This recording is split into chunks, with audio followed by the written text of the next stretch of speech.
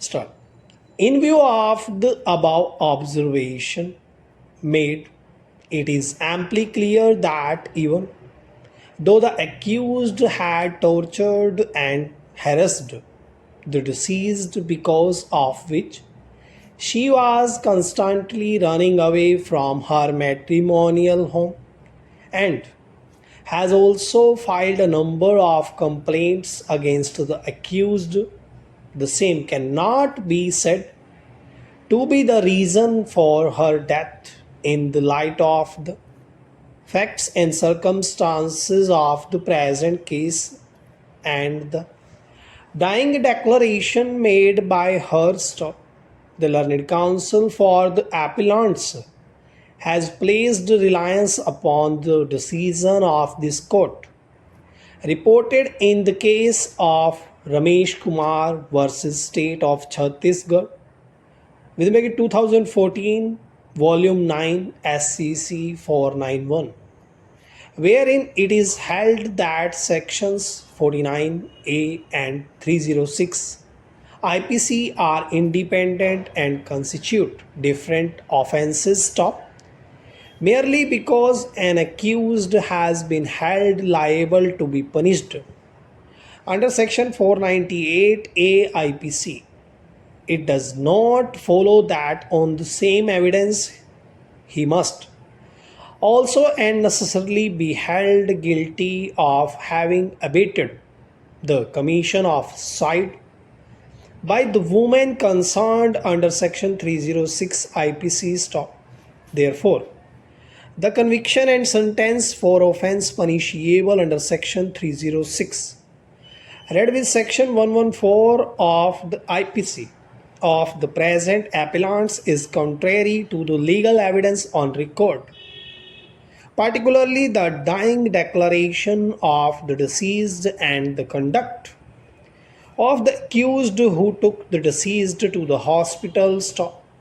This fact has been grossly ignored by the courts below while convicting and sentencing the appellants for the aforesaid offences. Stop. Therefore, the conviction and sentence for the aforesaid offence is erroneous, and accordingly it is liable to be set aside. Stop.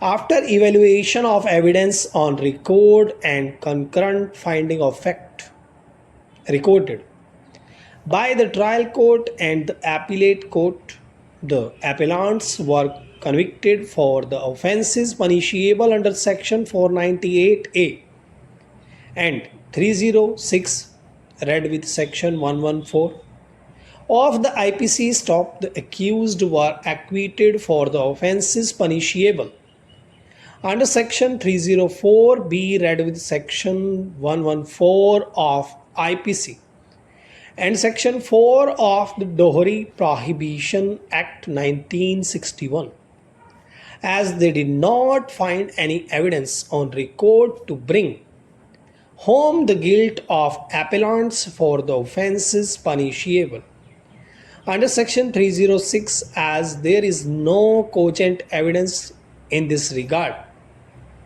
In the finding of fact. Stop.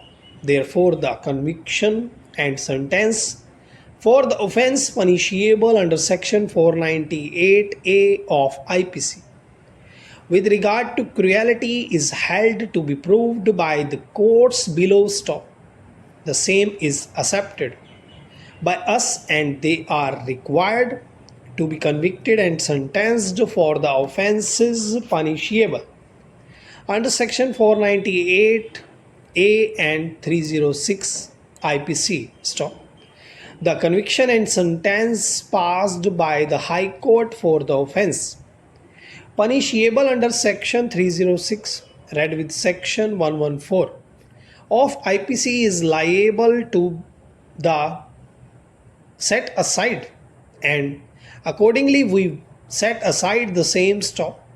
Since we have upheld the conviction for the offence punishable under Section 198A IPC, it is to be carefully examined by us, taking into consideration the facts and circumstances of the case, as to what Sentence is required to be imposed upon the अगर video appellants. अच्छी लगी हो तो like जरूर कीजिएगा और comment section में अपनी शॉर्ट हैंड से रिलेटेड जो भी परेशानी है उसे जरूर डालिएगा।